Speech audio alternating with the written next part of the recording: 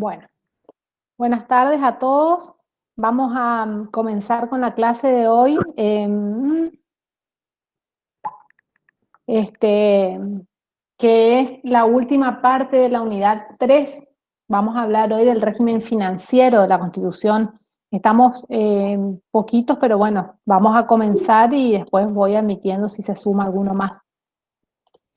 Este es un tema que a ustedes les va a llamar quizás más la atención o se van a hacer más interrogantes quizás que con otros temas, porque bueno, por algo eligieron, ¿no es cierto?, la carrera de contadores, de licenciados, y tiene un poco más que ver con el tema impositivo, ¿sí? Yo lo que quiero antes de empezar es hacerles una aclaración.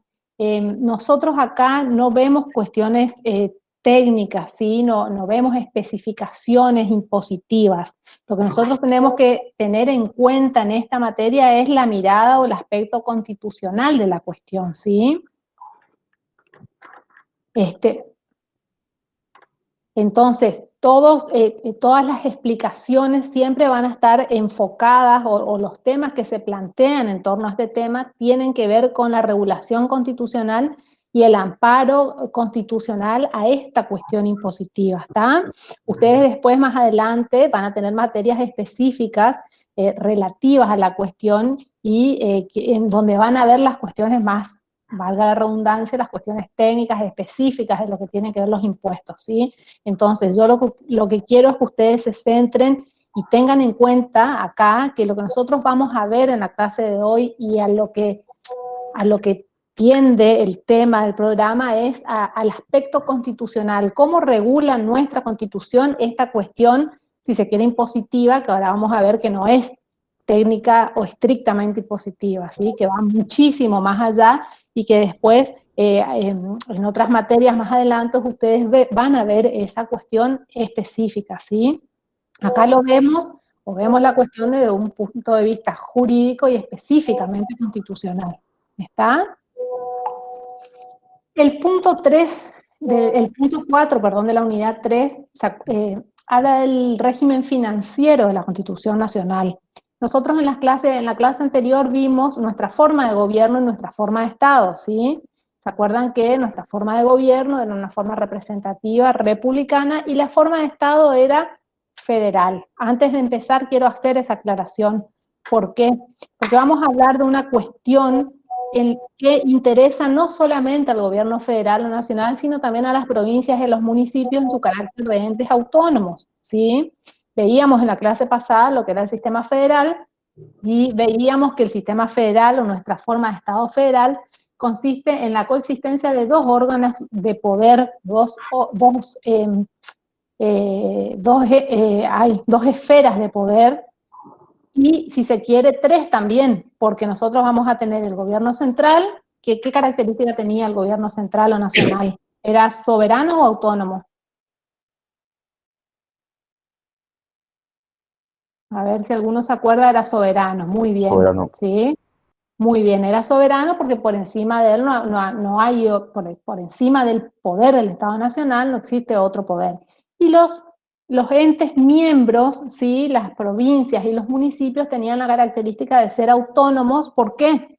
Porque tenían distintas características que hacen, o tienen diversas características que hacen que estos entes sean autónomos, como por ejemplo, tienen la potestad o la facultad de dictar su propia constitución, sus propias normas, ¿sí? Pueden elegir sus autoridades, y en lo que hace específicamente a esta cuestión tienen una potestad muy importante que es la cuestión impositiva, ¿sí? La potestad impositiva, que ahora vamos a ver de acuerdo a qué clase de gravamen, de qué clase de gravamen se trate, según ya lo regula la Constitución, las provincias o los municipios van a poder determinarlos o no. Esta potestad tributaria o fiscal que tiene el gobierno, cuando yo me refiero a gobierno o a poder, estoy hablando de los tres órdenes de poder, ¿sí? Federal, provincial y municipal. Es muy importante. ¿Por qué? ¿Para qué es importante que estos entes o este gobierno nacional, provincial o municipal tengan esa potestad tributaria? ¿Qué creen ustedes? O esa potestad ahora vamos a ver específicamente qué son los gravámenes o en qué consiste esa potestad tributaria, pero ¿para qué creen ustedes que Es necesario que el gobierno tenga esa potestad. Entre muchísimas otras que tiene, ¿no es cierto? ¿Por qué creen ustedes que es importante que el gobierno tenga potestad tributaria y tenga esa facultad de cobrarnos, de imponernos y cobrarnos, por ejemplo, impuestos a los ciudadanos? Para poder trazar la política económica del país, la Muy política, bien.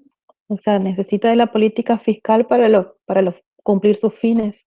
Perfecto, ahí radica la cuestión, ¿sí? Para poder cumplir los fines del Estado que ya están establecidos allá en el preámbulo, es necesario dotar al gobierno de esa potestad, ¿no es cierto?, para poder hacerse de recursos, porque con esos recursos es que el Estado va a hacer frente a las necesidades de seguridad, de justicia, de salud, de educación, etcétera, ¿sí?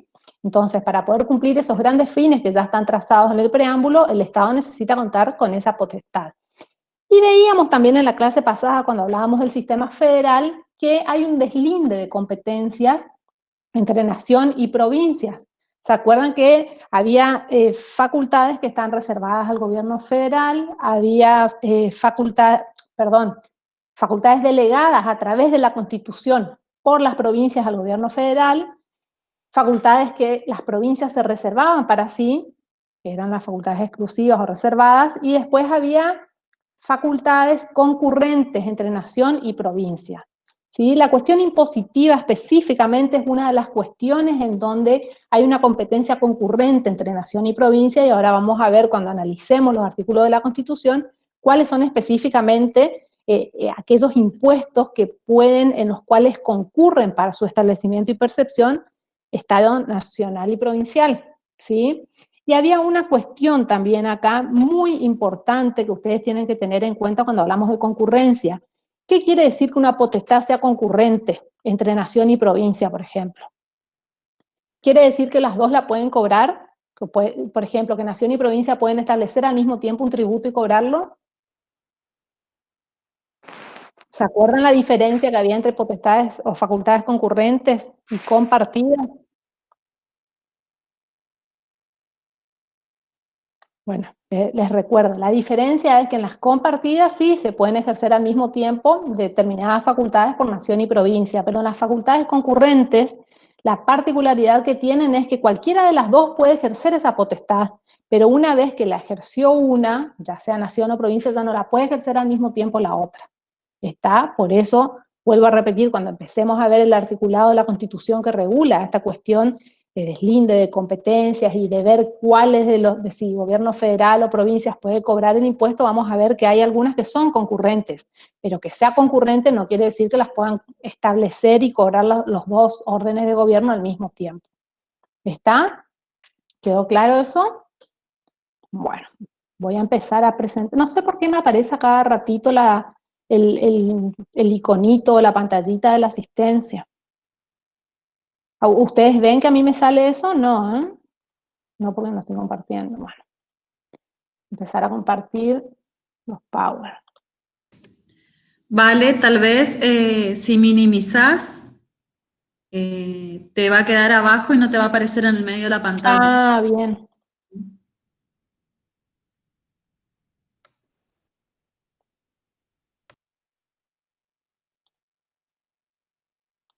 Bueno. Estamos. ¿Ahí ven la pantalla? ¿Lo que estoy compartiendo? Sí, profe. Bueno. Empezamos entonces, hecha esta aclaración para que ustedes, a ver, ¿por qué no me da la opción de minimizarlo? Ocultarlo, vamos. No, tampoco. Vale. Sí. ¿Te aparece qué cosa de la asistencia en medio de la A pantalla? cada rato me aparece como una pantalla que me muestra el tema del NIT de la asistencia. Y debe estar pidiéndote que le digas con qué cuenta necesitas que tome asistencia. No le vas a tener que dar bolilla nomás, o si no. No, lo cierro, lo voy cerrando, ya me pasó así la clase pasada, pero no hay problema.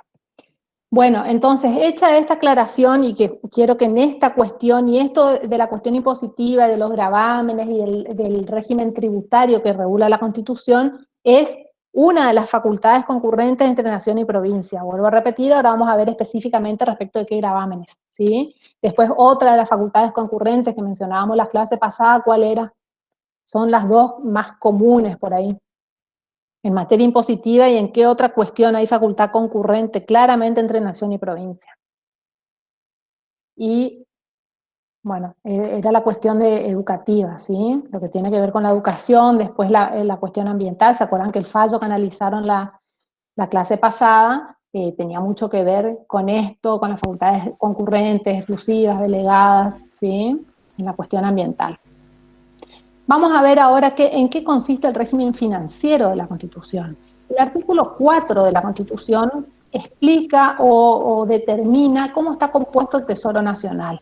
¿Por qué es importante entender o ver cómo está compuesto el Tesoro Nacional? Porque el Estado, así como nosotros en nuestras casas, para llevar adelante su plan de gobierno y para poder cumplir con esos fines que están establecidos en el preámbulo que bien mencionaba la compañera, atender necesidades de salud, justicia, educación, seguridad, etcétera, necesita contar con recursos para poder hacer frente a esas necesidades, ¿sí? Entonces, de algún lado tiene que surgir el dinero para que el Estado pueda hacer frente a esas necesidades, ¿sí? Pero esto no es una cuestión de que está regulado en la Constitución, tiene ya naturaleza constitucional porque es ella la que determina o da las pautas de cómo el Estado Nacional va a hacer para adquirir esos fondos, ¿sí? Después al final vamos a ver qué es el presupuesto, pero así como nosotros en nuestras casas necesitamos hacemos cuenta para ver, bueno, con cuánto dinero contamos para pagar nuestras cuentas, para hacer otras cosas, con el Estado funciona lo mismo. Y el artículo 4 de la Constitución nos va a determinar cómo está compuesto el Tesoro Nacional, que va a estar integrado por aquellos recursos que le van a permitir al Estado hacer frente a todas estas cuestiones, ¿sí? Dice el artículo 4 que el gobierno federal provee los gastos de la nación con fondos del Tesoro Nacional formados por el producto de los derechos de importación y exportación, el de la venta o locación de tierras de propiedad nacional, la renta de los correos, los empréstitos y operaciones de créditos que decrete el mismo Congreso para urgencias de la Nación o para empresas de utilidad nacional y las demás contribuciones que equitativa y proporcionalmente a la población imponga el Congreso Nacional. Respecto a los derechos de importación y exportación, ¿sí? Siempre hago ya una aclaración, todo lo que sea materia tributaria, el establecimiento de impuestos, de derechos de importación y exportación, siempre es facultad del Congreso de la Nación, o de las legislaturas provinciales, o del Consejo Municipal, en su caso, fijarlo, ¿sí? Está vedado al Poder Ejecutivo poder establecer impuestos, por ejemplo, expresamente en el artículo 99, inciso 13, prohíbe al presidente, por ejemplo, dictar decretos de necesidad de urgencia que contemplen materia tributaria, ¿sí? O yo, ciudadano, no podría ir a presentar un proyecto de ley, iniciativa legislativa, sobre una cuestión que tenga que ver con materia tributaria, por ejemplo. ¿Sí? Siempre es facultad del Congreso. Y ahora vamos a ver cuál es uno, que a raíz de eso nace uno de los principios constitucionales de la tributación, que es la legalidad. El Tesoro de la Nación se integra, por un lado, con el producto de los derechos de importación y exportación. ¿Sí? Esto está regulado en el artículo 75, inciso 1 de la Constitución y tiene que ver con los derechos aduaneros. Otra forma de los ingresos o de los recursos con los cuales se forma el Tesoro de la Nación es de la venta o locación de tierras de propiedad nacional, ¿sí? En cuanto a la locación de tierras de propiedad nacional, no hay mayores inconvenientes. El problema se presenta con la venta, ¿sí? De las tierras de propiedad nacional. No es común ver que el gobierno, ya sea provincial o nacional en este caso, disponga así tan livianamente la venta de una propiedad del Estado, ¿sí? No sé, hace poco se rumoreaba que el gobernador, por ejemplo, quería vender el inmueble donde funciona Casa de Gobierno, no sé si escucharon algo de eso. No es tan fácil que el Estado pueda desprenderse y decir, bueno, voy a vender este inmueble de propiedad del Estado porque necesito recursos. No es tan fácil, ¿por qué? Porque los bienes de propiedad del Estado, y eso lo vamos a ver en una de las últimas unidades, pertenecen al dominio público del Estado, y los bienes, que pueden ser los bienes los bienes del dominio público del Estado, que pueden ser naturales, como por ejemplo un río, o un inmueble tienen determinadas características con las cuales no puede el Estado disponer libremente de ellos, no puede vender así como así una propiedad o un inmueble, por ejemplo, que sea propiedad del Estado. Esperen porque... no sé qué pasó con mi...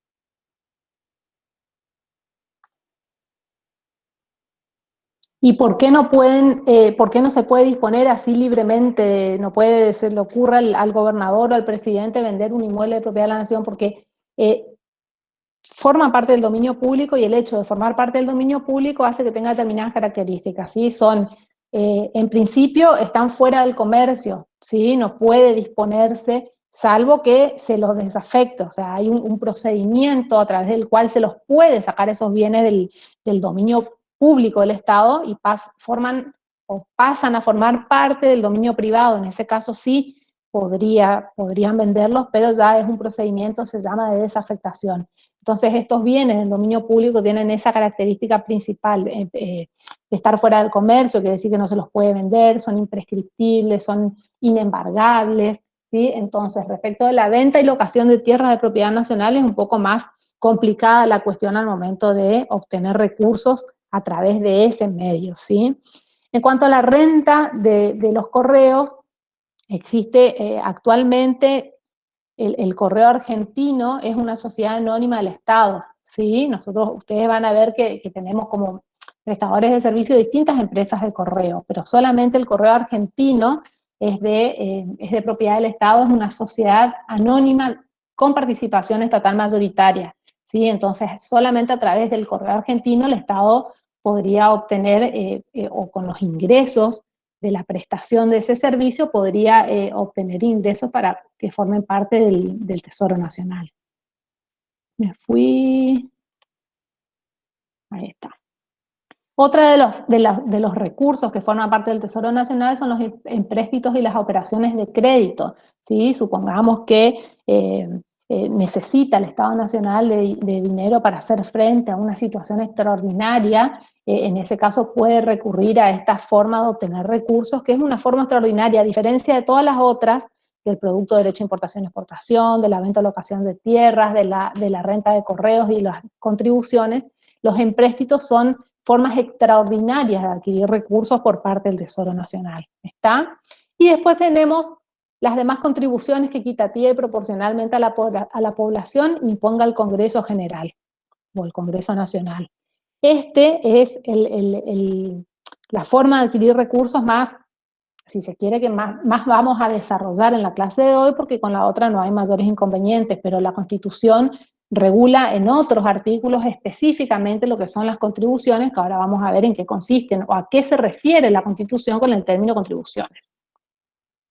Ven, acá en este cuadrito se hace una diferenciación entre los recursos ordinarios y extraordinarios. Está lo que yo les decía recién, que los extraordinarios son los recursos obtenidos a través de empréstitos y operaciones de créditos y contribuciones directas, ¿sí? Son excepcionales. En cambio, todos los otros, las contribuciones, la renta de correos, la venta o locación de tierra, se consideran recursos ordinarios, ¿sí? La importación y exportación. Los recursos obtenidos a través de la importación y exportación. Los derechos de importación y exportación están regulados en el artículo 75, inciso 1, y se refiere a la competencia del Congreso Nacional para establecerlos, y se relaciona también, esa potestad está regulado también en el artículo 9, porque solamente el Congreso Nacional y el Estado Nacional puede establecer o regular lo que sean las aduanas. Está totalmente prohibido a las provincias regular la cuestión, ¿sí? Una de las características que hace a esta materia es la uniformidad, ¿sí? A ver, me pierdo, ¿no? Ahí está. A la uniformidad en materia aduanera, ¿sí? ¿Qué quiere decir esto? Hay distintas aduanas en puntos estratégicos o específicos del país, ¿sí? En Formosa, en Misiones, ¿y qué pasa con esas aduanas? ¿Es posible que, por ejemplo, en la aduana de Misiones se cobre un impuesto distinto al que se cobra en Formosa? No, porque una de las características o de los principios que establece la Constitución en esta materia es la uniformidad en materia de derechos aduaneros. A ver, un segundo. Fíjense cómo dice el artículo 9. En todo el territorio de la nación no habrá más aduanas que las nacionales en las cuales regirán las tarifas que sancione el Congreso. ¿Sí? En el 75, inciso 1, cuando habla de la potestad del Congreso de legislar en materia aduanera, dice que es facultad del Congreso Nacional establecer los derechos de importación y exportación, los cuales, así como las evaluaciones sobre las que recaigan, serán uniformes en toda la nación. ¿Sí? Cuando se regula o cuando se dicta una ley en materia aduanera, se tiene que establecer la uniformidad de los derechos aduaneros. No puede en una aduana de un punto del país cobrarse un monto y en la aduana de otro punto del país cobrarse otro importe. ¿Está? Bueno, esto de las rentas, de la ventilación de tierras ya lo dije, los correos, la renta de correos, y ahora vamos a entrar a las contribuciones impuestas a la población por el Congreso de la Nación. La Constitución, cuando habla del término contribuciones, lo toma como sinónimo de impuestos, ¿sí?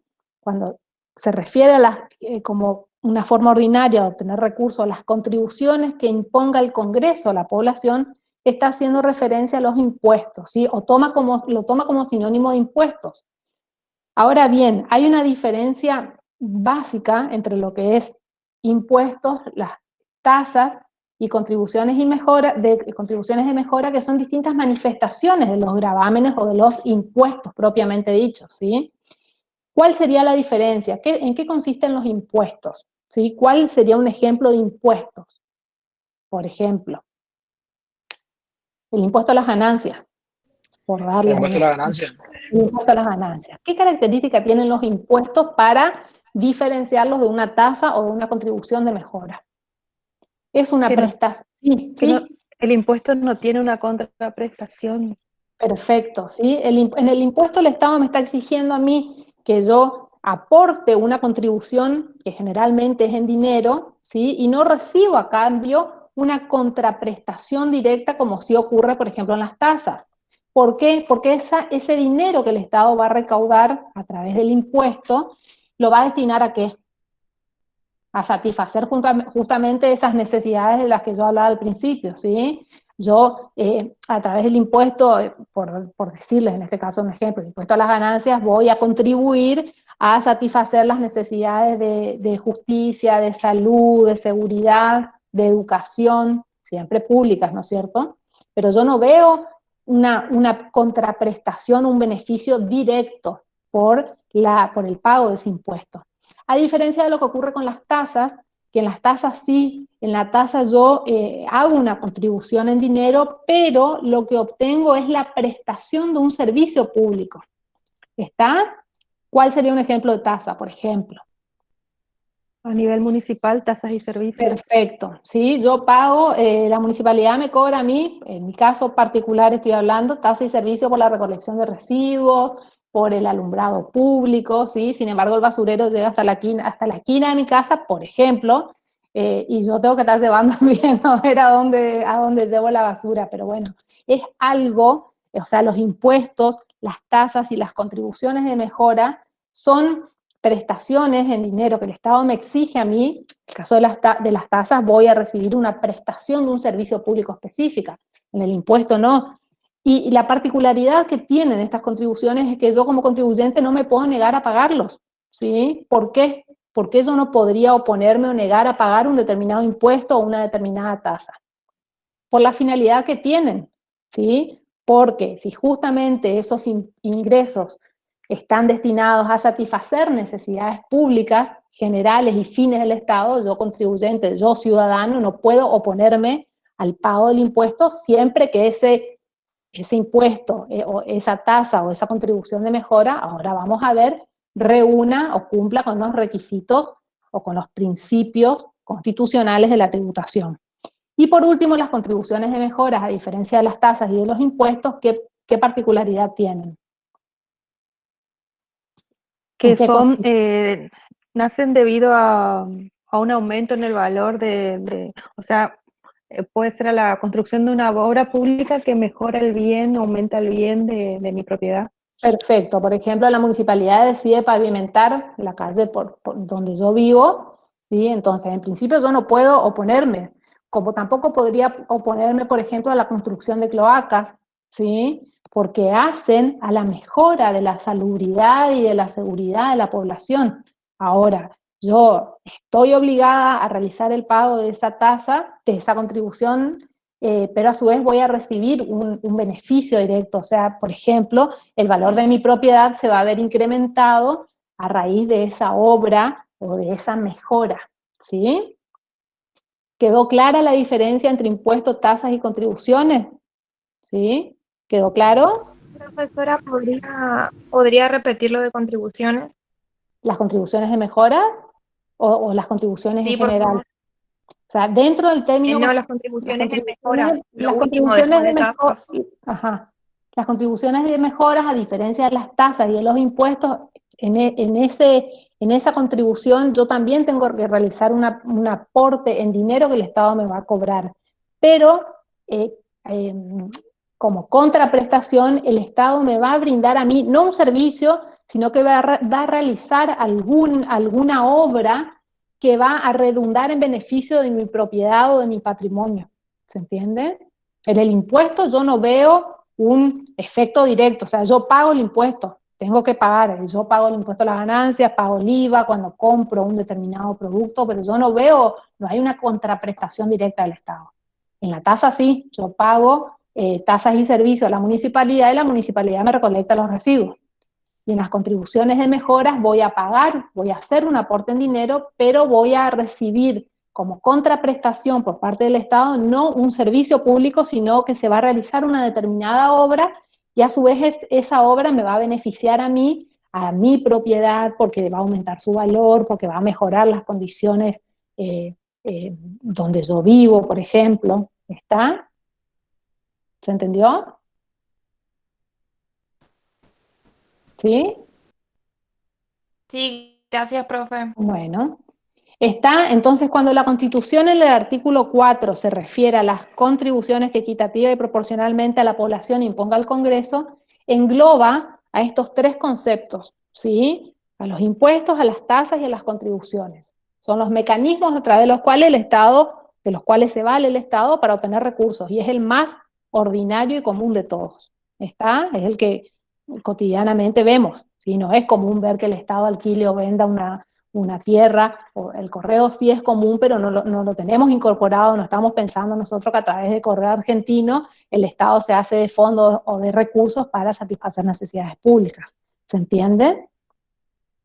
Bueno, ahora vamos a ver las clases de gravámenes, y dentro de las clases de gravámenes vamos a ver bien el deslinde de competencias entre nación y provincia para ver si es una facultad exclusiva, a ver facultad de quién es percibir los gravámenes, y ahora en base a eso vamos a ver en qué consisten los gravámenes directos y los indirectos.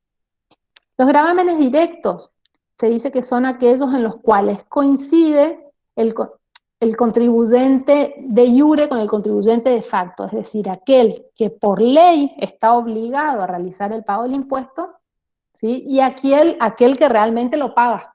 Ejemplo, impuesto a las ganancias, ¿sí? En cambio, los impuestos indirectos no coincide el contribuyente de iure, que es el que está obligado a realizar el pago, con el que realmente lo paga, ¿sí? Ahí dice en el cuadrito, el contribuyente de iure traslada el pago efectuado, por lo que la persona que paga, o sea, el contribuyente real, es un tercero. El ejemplo típico de los impuestos indirectos es el impuesto al IVA. ¿Está? Bueno, acá está lo que veíamos recién de las tasas, la contribución. Profe, ¿Sí? ¿puede repetir otra vez lo que es gravámenes indirectos?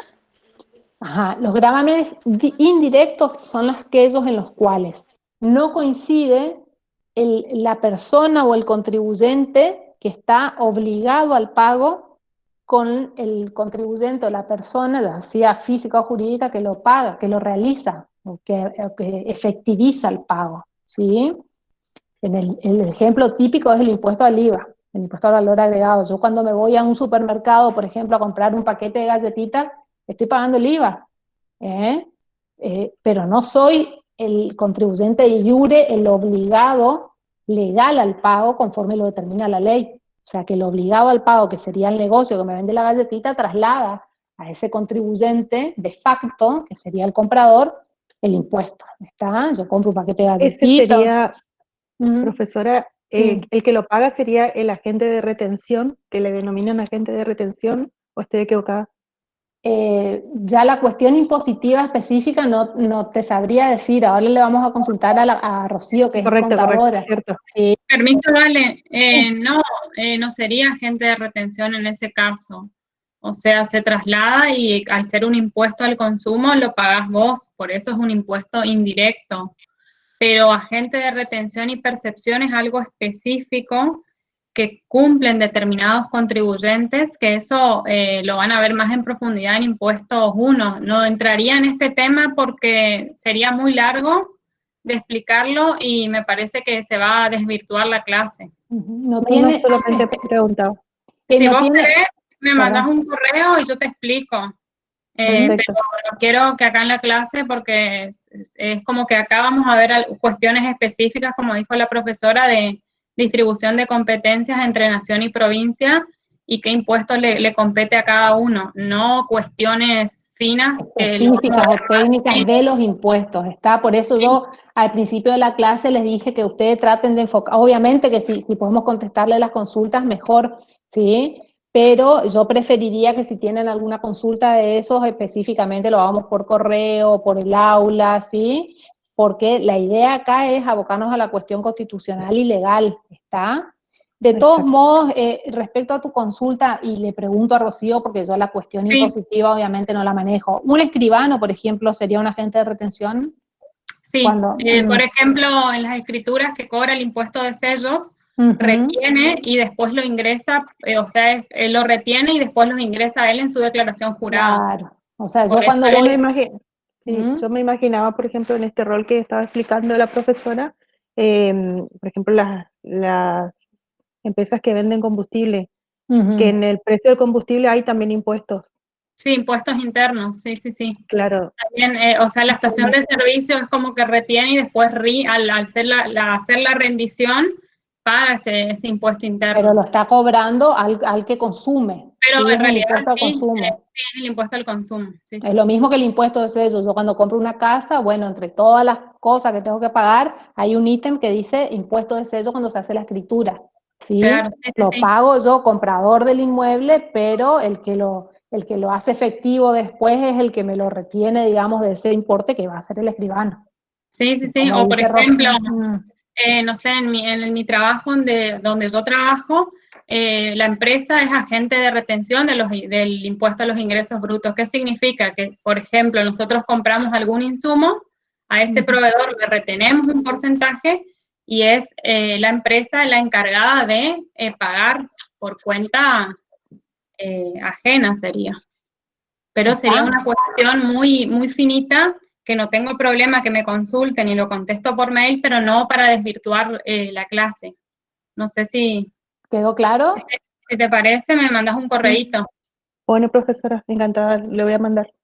Entonces, vuelvo a repetir, yo quiero que se centren ustedes en la cuestión constitucional, ¿sí? Está bueno que entendamos todo lo que es un agente de retención y de percepción, pero en esta oportunidad nosotros no entramos a analizar eso, sino que vemos qué es lo que es un impuesto directo o indirecto, solamente para entender competencia de quién es crearlo o establecerlo, si de nación o de provincia, porque lo que ustedes tienen que saber acá es qué regula la Constitución en este sentido, y como estamos en una unidad en la que hablamos del sistema federal, tenemos que tener muy claramente, tenemos que saber si es una facultad exclusiva del gobierno nacional, si es una facultad concurrente entre nación o provincia, o si es una facultad reservada por la provincia.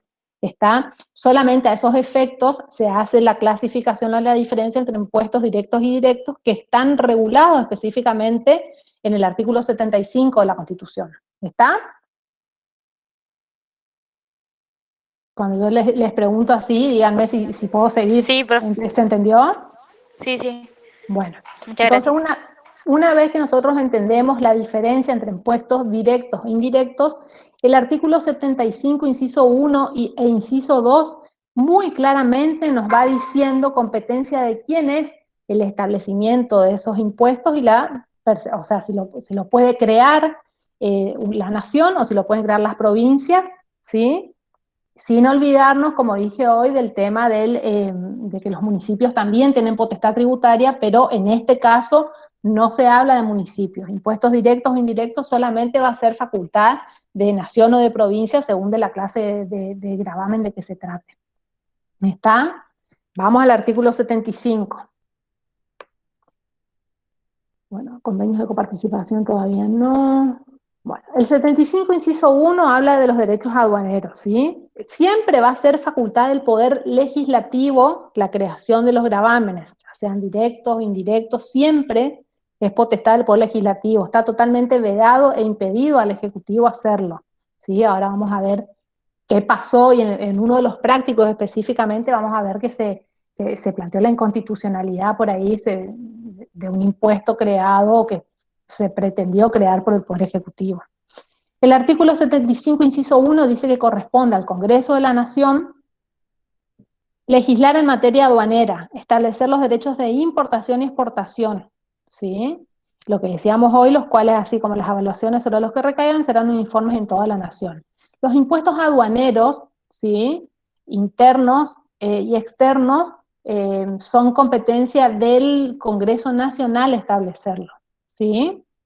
Los indirectos, acá en el cuadrito dice impuestos indirectos externos, que son los del 75, inciso 1, no sé por qué, quizás quedó nomás 75, inciso 11, pero es 75, inciso 1, es facultad del gobierno nacional o del Poder Legislativo del Congreso Nacional establecerlo, ¿sí? Los externos, los indirectos externos que son los aduaneros, ¿sí? Después en el 75, inciso 2, tenemos los indirectos internos, que es una facultad concurrente entre nación y provincia. ¿Qué implicaba que sean concurrentes? Lo que yo les decía hoy.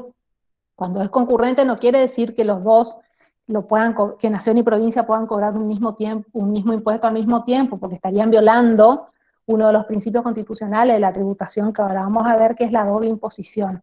Entonces, ¿qué pasa cuando estamos frente a una facultad concurrente, en este caso en materia impositiva?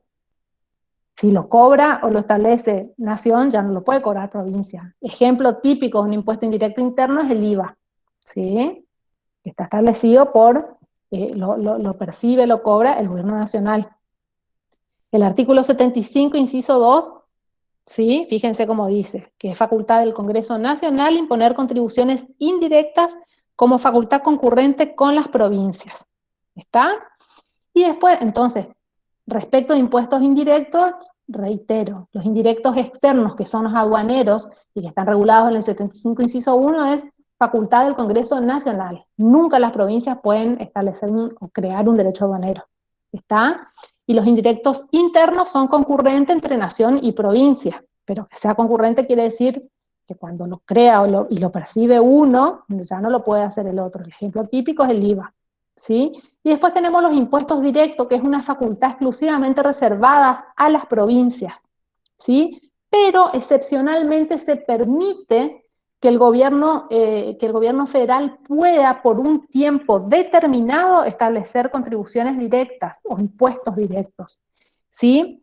Rocío, corregime si no es así, pero uno de los impuestos directos por excelencia que cobra el gobierno nacional es el impuesto a las ganancias.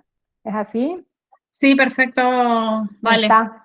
Si bien la facultad de establecer los impuestos directos es provincial, en virtud de esto que establece el 75, inciso 2, el gobierno nacional, excepcionalmente, puede establecer, y por un tiempo determinado, dice la Constitución, impuestos directos, para fines específicos. Esos fines tienen que ser defensa, seguridad y bienestar general, dice el 75, inciso 2. En ese término bienestar general se fundamenta el Estado para crear impuestos directos y cobrarlo él, cuando en realidad es facultad de las provincias. Y específicamente con esto el impuesto directo, el impuesto a las ganancias, que debería ser facultad de las provincias, pero que lo percibe el Estado Nacional, eternamente o anualmente el Congreso va renovando esa facultad del gobierno nacional de percibirlo, porque este impuesto está más o menos del año 1935.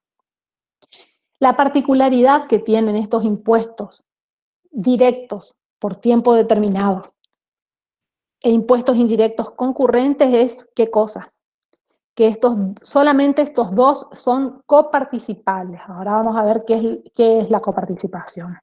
Entonces les voy a leer el artículo para que ustedes entiendan, o sea, a partir de esta aplicación que yo hice van a ver cómo todo eso que dije está plasmado acá en el 75, inciso 2. Vuelvo a repetir, esto del régimen tributario de la Constitución, del régimen financiero de la Constitución es, en principio, artículo 4 y artículo 75, inciso 1 y 2. ¿Sí? Ahora vamos a ver que los principios constitucionales de la tributación están ya más dispersos por ahí, o hay otros artículos de la Constitución a los cuales yo puedo fundarlo. Pero esto de los gravámenes o de las clases de gravámenes en directos e indirectos están artículo 4 y 75, inciso 1 y 2. Entonces, dentro de esa gran clasificación tenemos impuestos indirectos y directos. Los indirectos externos, que son los aduaneros, están regulados en el 75, inciso 1, ¿sí? Que son los derechos de importación y exportación. Y los indirectos internos son concurrentes entre nación y provincias. Y después tenemos los impuestos directos, que en principio es una facultad reservada de las provincias, pero que excepcionalmente los puede establecer y cobrar el gobierno nacional, como ejemplo, como ocurre en el caso del impuesto a las ganancias. Los impuestos indirectos internos y los directos que el Congreso Nacional establece por tiempo determinado son coparticipables. Todo esto está en el 75, inciso 2, que dice que es facultad del Congreso Nacional imponer contribuciones indirectas como facultad concurrente con las provincias.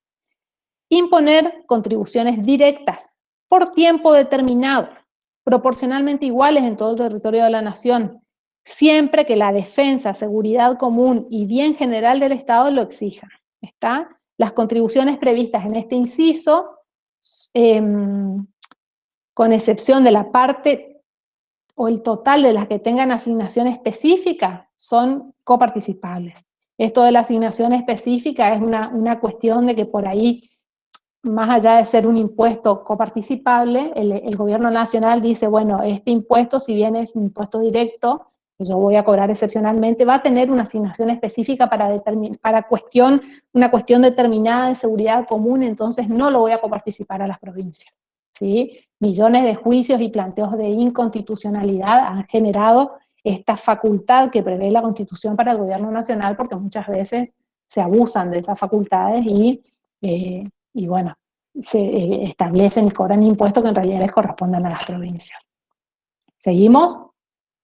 Vamos a ver ahora qué son los convenios de coparticipación. Estoy viendo a ver si no me estoy olvidando de algo. ¿Y en los convenios de coparticipación? Sí, después vamos a ver los principios constitucionales de la tributación. El régimen de coparticipación es un régimen constitucional a través del cual, hablando en términos sencillos, digamos, es la facultad que tiene el Estado Nacional de recaudar los fondos que corresponden a las provincias y después redistribuirlos entre ellas. La coparticipación federal es un sistema de rango constitucional que tiene por objeto coordinar la distribución del producido de los tributos impuestos por el Estado federal. ¿Cuáles eran los impuestos coparticipables? Esto siempre pregunta de examen. ¿Cuáles eran los impuestos coparticipables que recién dije? A ver. Los escucho. El IVA. ¿El IVA por qué? Porque el IVA es un gravamen ¿cómo? Si yo les pregunto en el examen, ¿cuáles son los impuestos y los gravámenes coparticipables? Ustedes me van a contestar que son los que están establecidos en el 75, inciso 2, y que son los indirectos internos y los directos que excepcionalmente y por tiempo determinado pueda establecer el gobierno federal. El IVA es un impuesto indirecto interno, por eso es coparticipable. ¿Está? Sí, sí. Entonces, si vamos a dar un concepto formal de coparticipación, podemos decir que la coparticipación federal es un sistema de rango constitucional que tiene por objeto coordinar la distribución del producido de los tributos impuestos por el Estado federal, directos por tiempo limitado e indirectos internos, en virtud de una delegación que le hacen las provincias al gobierno nacional para que éste pueda cobrarlos y después redistribuirlos, ¿sí? en virtud de una delegación efectuada por las provincias a la nación, quien debe recaudar las contribuciones, retener su porción, porque una porción de esos impuestos también lo retiene nación, y después redistribuirlo al resto de las provincias y de la Ciudad Autónoma de Buenos Aires. El régimen de coparticipación ahora tiene jerarquía constitucional a partir de la reforma constitucional del 94, pero los regímenes de coparticipación están vigentes desde mucho antes, porque efectivamente se aplican y hay leyes de coparticipación. De hecho, la ley de coparticipación 23.548, que está vigente ahora, es del año 1988. Así que los regímenes de coparticipación están vigentes desde antes de la reforma constitucional del 94, solo que a partir de la reforma constitucional del 94 se les dio jerarquía constitucional. Y existe es muy importante lo que establece la Constitución a partir del 94, porque, ahora vamos a ver por qué. Porque estos convenios de coparticipación que la Constitución faculta a celebrar a la nación y a las provincias tienen determinadas características que no las tiene la ley actual que está vigente. ¿Por qué? Fíjense, uno de los principales requisitos el artículo 75, inciso 2, habla de los convenios de coparticipación y establecen los requisitos que deben reunirse para que esos convenios de coparticipación sean constitucionales, ¿sí? Una de esas características es que se tiene que pensar o regular la redistribución de los fondos teniendo en cuenta las características y las necesidades de las provincias. No sería constitucional lo que regula, por ejemplo, actualmente esta ley, que es la que está vigente pese a los años que pasaron, porque esta ley, la 23.548, establece porcentajes fijos de redistribución, o sea que se podría plantear claramente la inconstitucionalidad de la ley porque esa ley no cumple con estos requisitos que vamos a ver ahora que establece la Constitución. Fíjense cómo dice el 75, inciso 2, segundo párrafo. Una ley convenio sobre la base de acuerdo de la nación y las provincias. El primer requisito, para que haya un convenio de coparticipación, primero tiene que haber un acuerdo entre nación y provincias.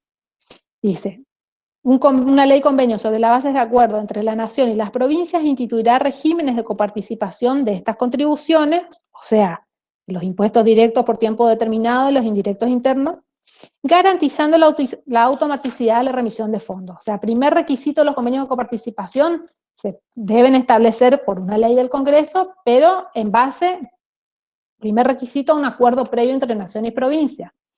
Fíjense lo que dice, cómo sigue diciendo el tercer párrafo del 75, inciso 2.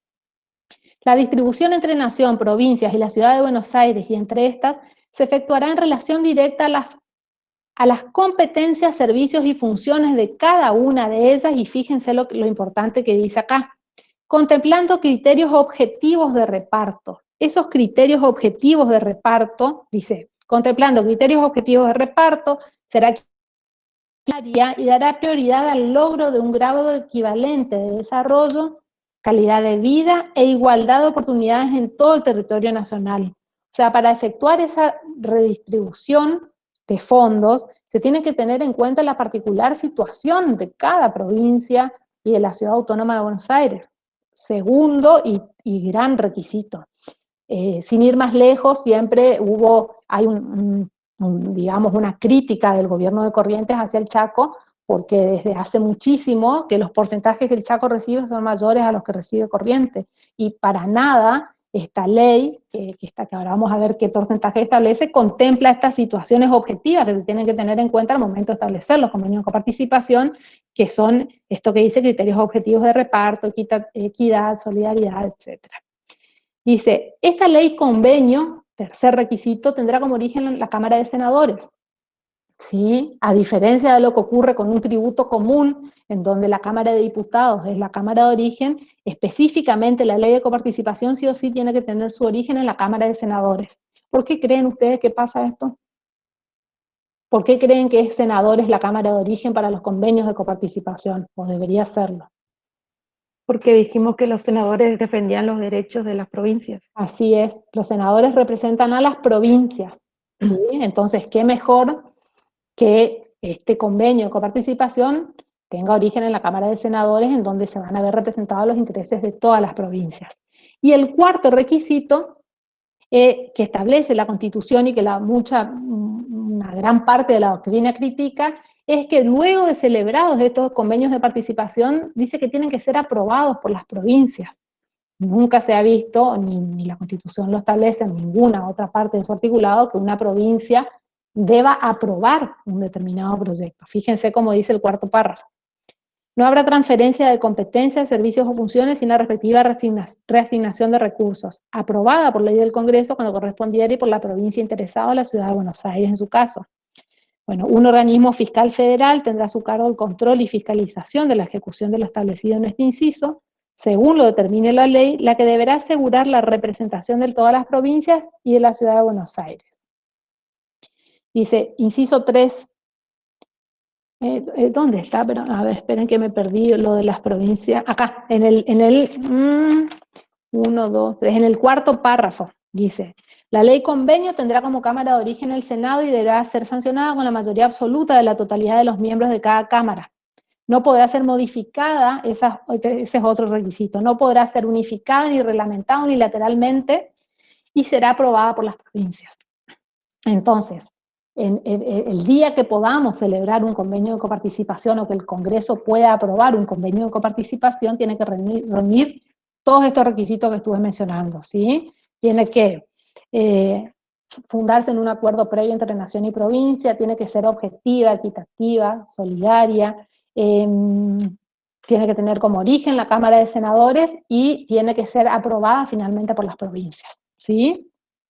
Vuelvo a repetir, este régimen de coparticipación tiene jerarquía constitucional a partir del 94, pero desde antes nosotros tenemos, o venimos rigiéndonos, existen leyes de coparticipación que para nada respetaron estos requisitos que establece la Constitución y que, ejemplo claro de ello es la ley 23.548, que establece, sin contemplar, esa es la crítica que se le hace, ¿no es cierto?, que no contempló cuando se dictó todos estos criterios objetivos para la redistribución de los fondos y establece porcentajes fijos, ¿sí? Fíjense ustedes, ay, no sé si se ve acá, ¿cómo hago para agrandar esto? Ahí, no. Vale, vos sabés que por lo que estás explicando, el doctor Varas Sí. planteaba que desde su punto de vista no hay un régimen de coparticipación realmente, sino que hay esta ley y este acuerdo, digamos, pero no podríamos decir, dice él, ¿no? Que no podríamos decir que realmente hay un régimen de coparticipación en el sentido constitucional, que es lo que estás explicando, ¿no es cierto? Perfecto. Está, porque para nada la ley que tenemos vigente ahora cumple con esos requisitos que establece la Constitución. Eso dijo él. A mí se me cortó, vale.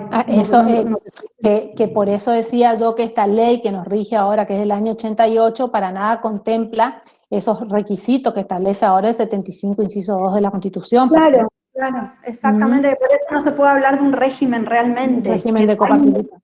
Claro, que lo que hay es esta ley, convenio, digamos, no podemos establecer realmente como corresponde un régimen de coparticipación. Perfecto. Y fíjense ustedes que la cláusula transitoria 16ª de la Constitución, cuando se hace la reforma constitucional del 94, establecía un plazo para que se dicten estos convenios de coparticipación, que era el año 1996. Fíjense cómo dice la cláusula transitoria 16ª. Creo que era la 16ª. No.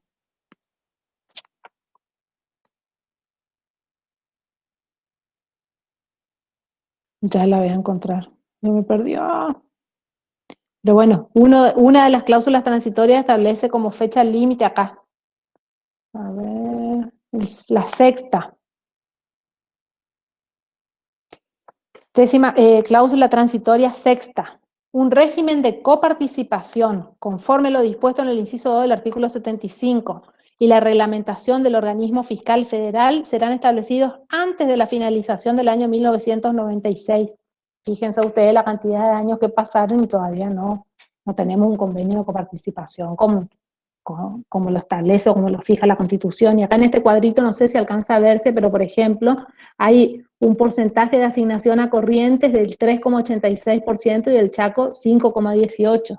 Yo ya cuando cursaba Derecho Constitucional en la facultad, que el doctor Millón fue mi profesor, y él es correntino, siempre se quejaba cuando nos explicaba de esto, de por qué el Chaco siempre recibe más que Corrientes, decía él. Bueno, no hay claramente las pautas objetivas esta para la redistribución de los fondos, ¿está? Y bueno, ¿y a qué se destinan esos fondos coparticipables? Por ejemplo, lo que la ley establece es que el 15% va a ser para el sistema jubilatorio estatal, el 42,34% va para la nación, después el 54,66% se divide entre todas las provincias, ¿sí? También una parte para la ciudad de Buenos Aires. ¿Cuáles son, ejemplos, los impuestos que se coparticipan? El IVA, el impuesto a las ganancias, los impuestos a la transferencia de inmuebles, que era lo que decía el impuesto de sellos. El impuesto de sellos, Rosy, por ejemplo, cuando se transfiere un inmueble y el escribano es agente de retención, los impuestos sobre los bienes personales, el monotributo. Sí. El monotributo, eso, que es un impuesto integrado que abarcaría el IVA y ganancias. perfecto. Pero sí, también.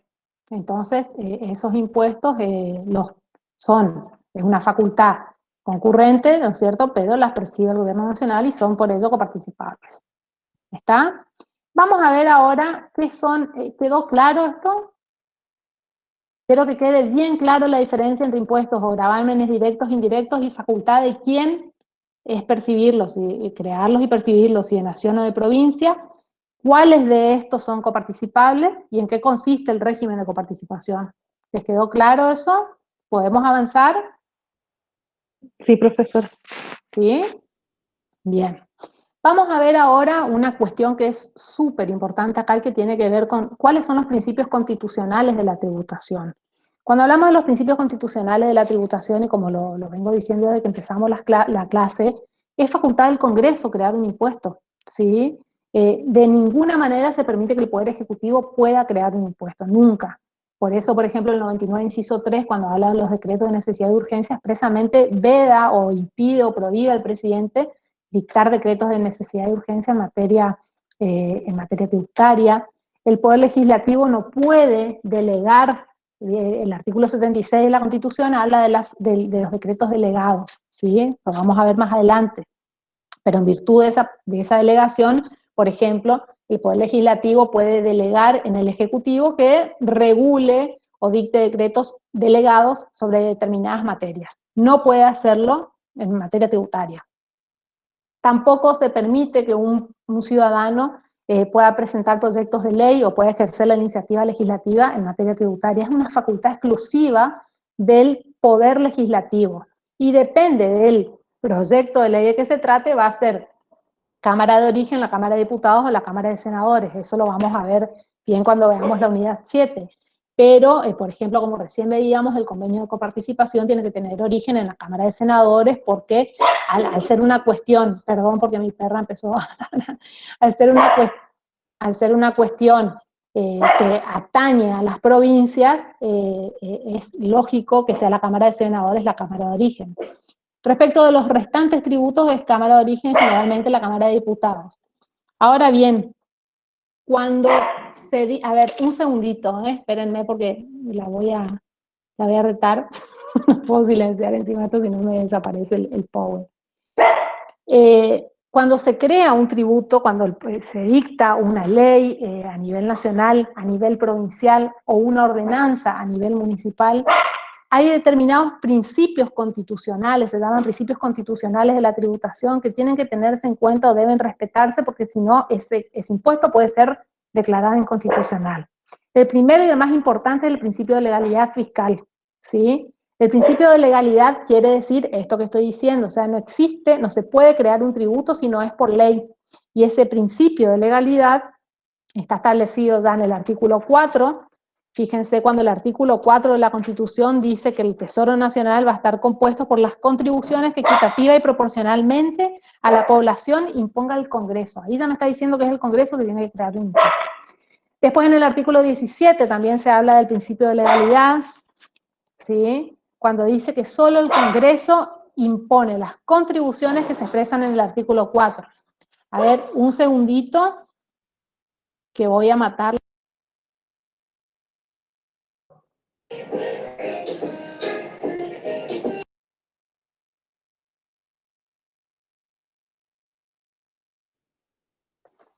Sigo, ya la saqué.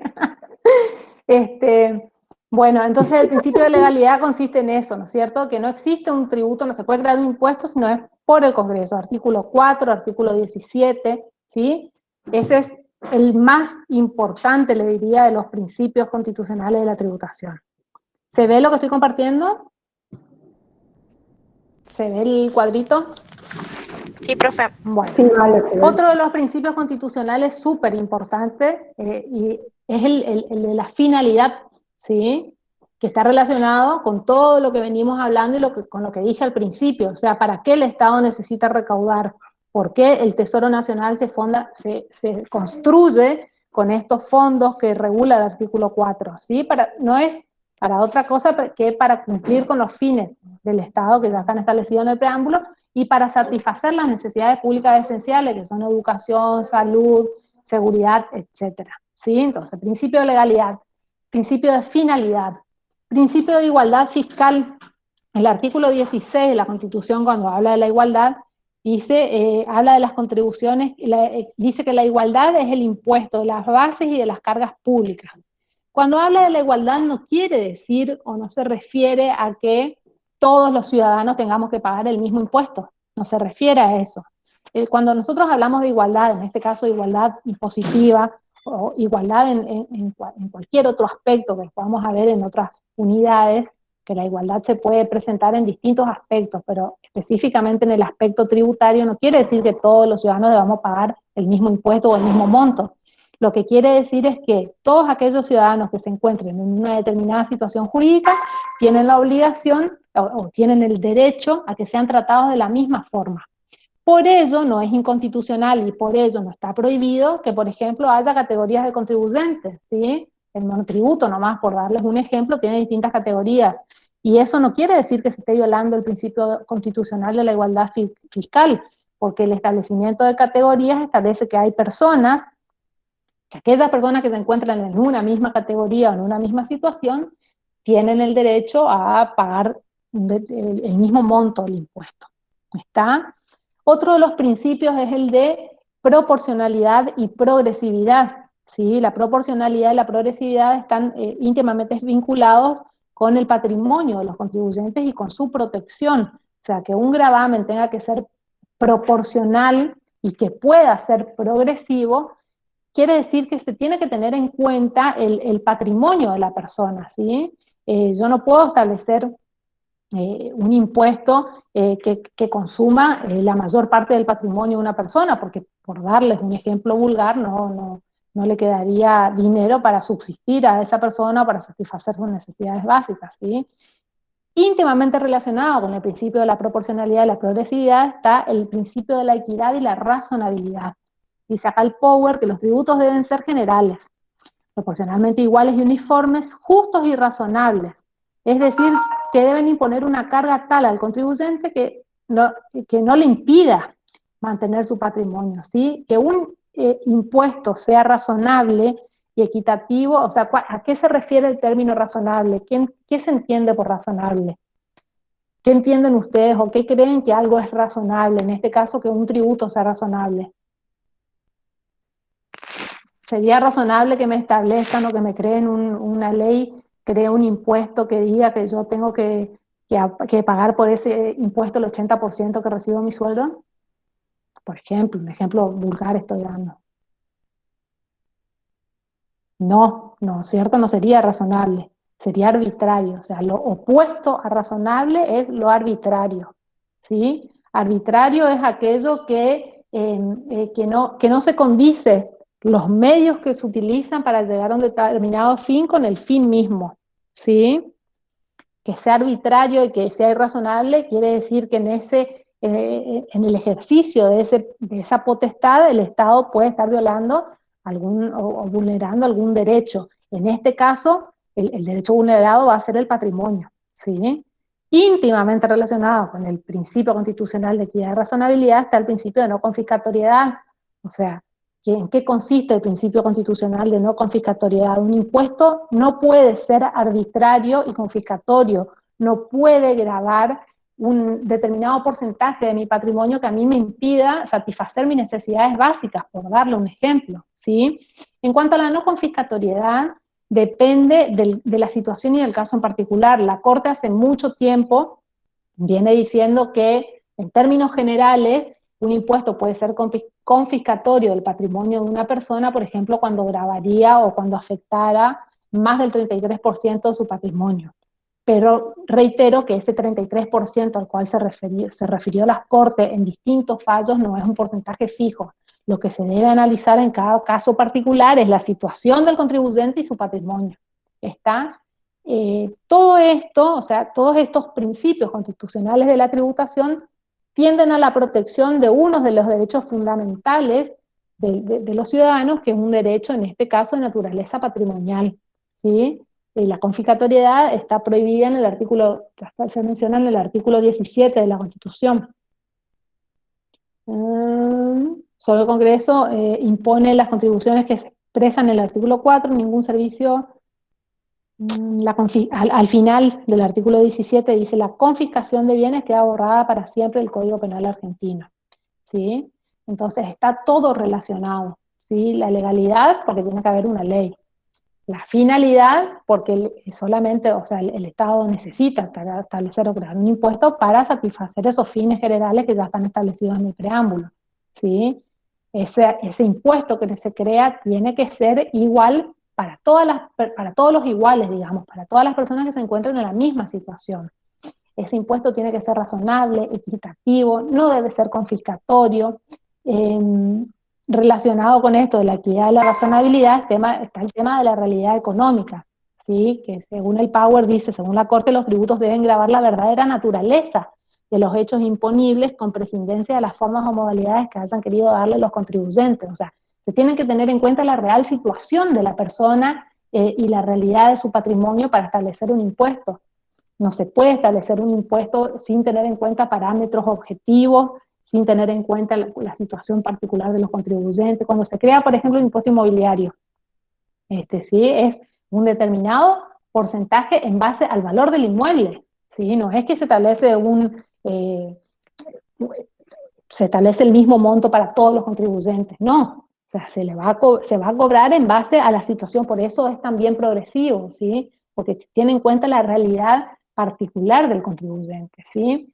Otro de los principios constitucionales que no está mencionado ahí es el de la no retroactividad. O sea, todas las leyes son irretroactivas. ¿Qué quiere decir eso? Que la ley se crea, por ejemplo, hoy, 1 de septiembre, dicto una ley y yo no puedo aplicar esa ley de forma retroactiva hacia atrás. O sea, las leyes rigen para el futuro, ¿sí? Entonces, primero tiene que estar la ley y después tiene que estar el hecho imponible o la situación que ese impuesto va a regular o va a agravar, ¿sí?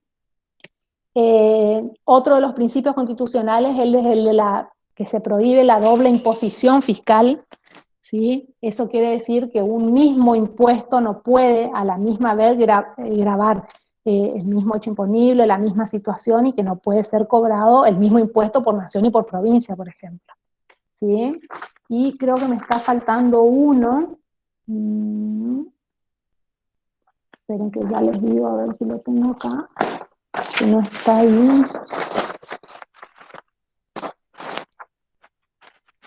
No, esos son, básicamente son esos.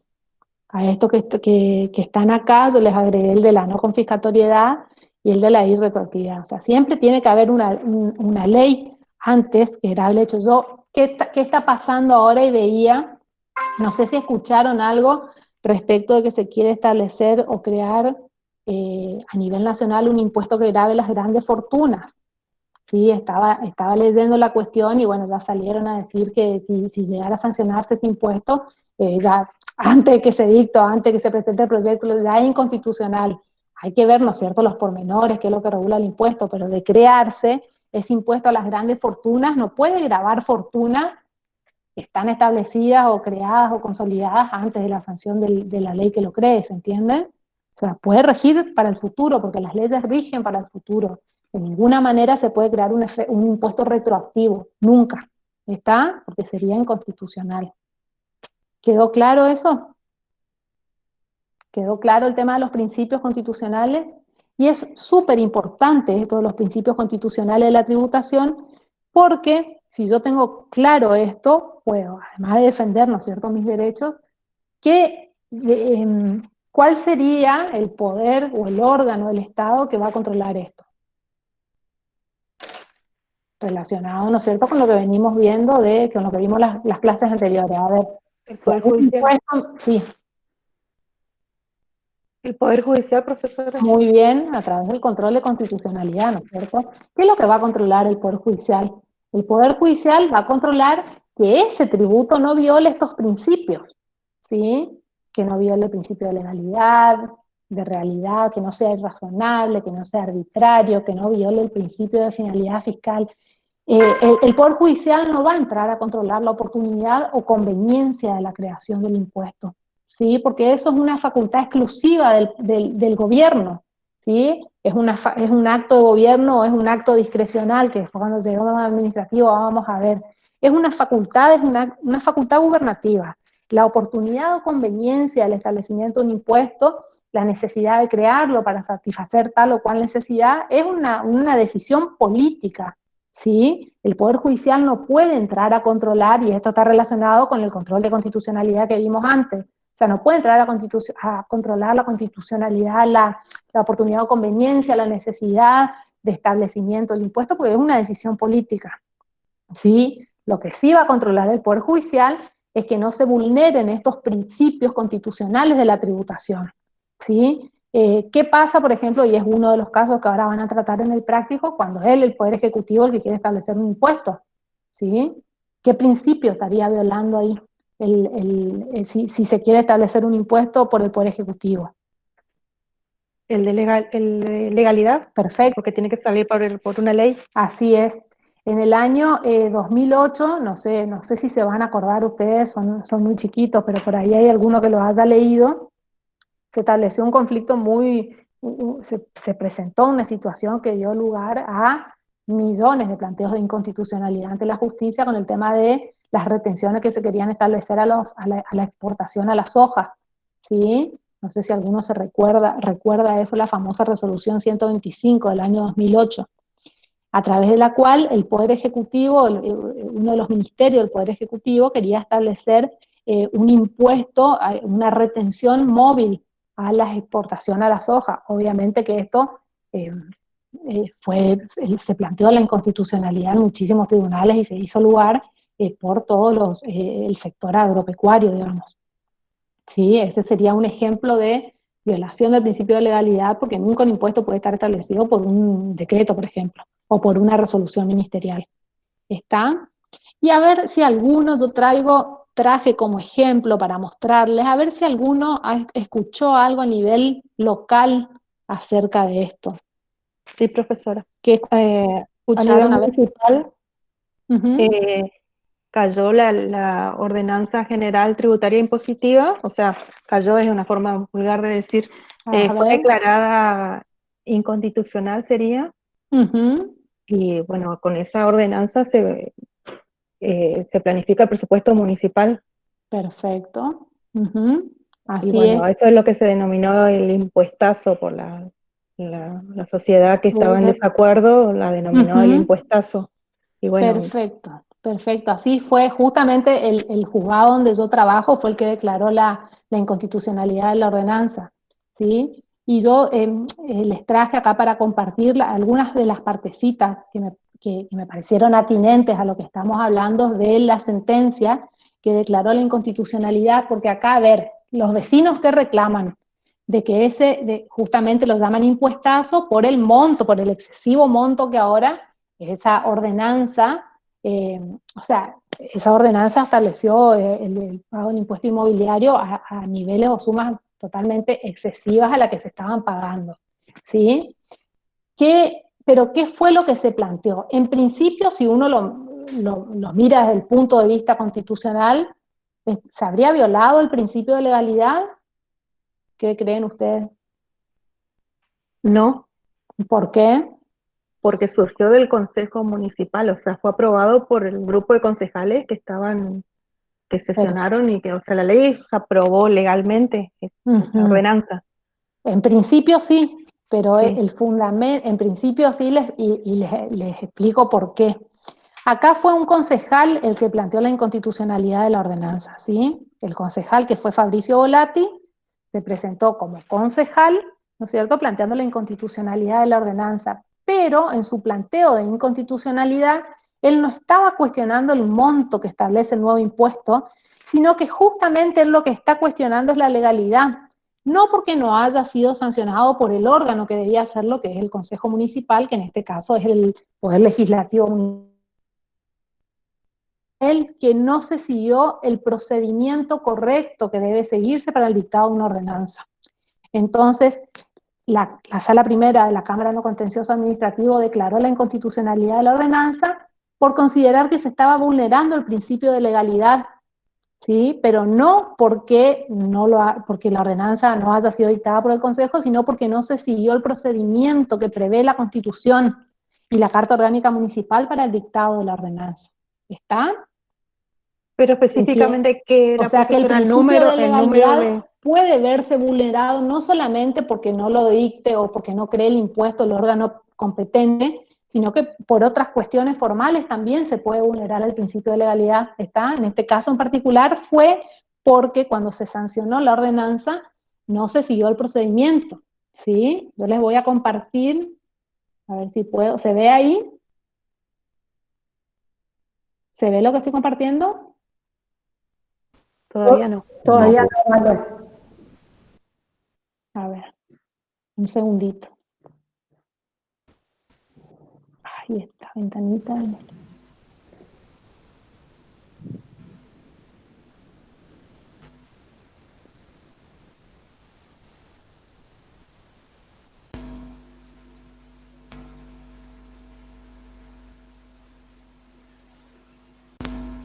Ay, que no deja de aparecerme la ventana de la asistencia.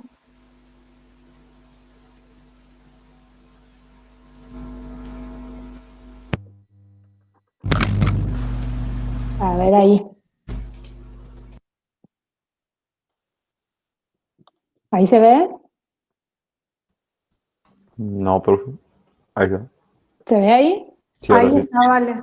Bueno, en la sentencia 130, dictada el 22 de junio de este año, ¿sí? La Sala Primera de la Cámara No Contencioso Administrativo resolvió declarar la inconstitucionalidad de esta ordenanza que establecía el impuestazo. Pero como les dije recién, acá no se analizó la cuestión de fondo, porque si, a ver, si Volati hubiera planteado algo en relación al monto del impuesto, ¿qué principio se hubiera violado ahí?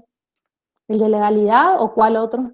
De no El de no confiscatoriedad se pudo haber vulnerado, Exacto. ¿sí? Se pudo haber vulnerado el principio de razonabilidad, el principio de equidad, ¿sí? Y vamos a ver, yo tomé las partes que me parecieron más relevantes, es largo el fallo, pero tomé algunas de las cuestiones como para que ustedes entiendan qué es lo que se analizó. Se presenta Fabricio Volati como en su carácter de concejal, ¿no es cierto?, y solicita que se declare la inconstitucionalidad y nulidad de la ordenanza 13.258. La municipalidad demandada, a ver, ¿qué es lo que cuestionó?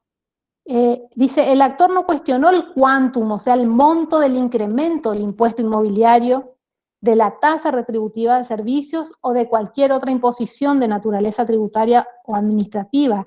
Él lo que cuestionó y a lo que el juzgado se limitó a resolver fue el procedimiento adoptado durante la formación y sanción de la ordenanza.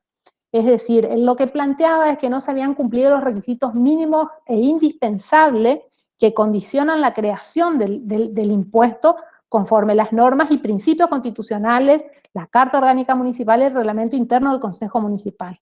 ¿Está? ¿Qué es lo que le dice la municipalidad cuando contesta la demanda? ¿Cuál es la defensa de la municipalidad?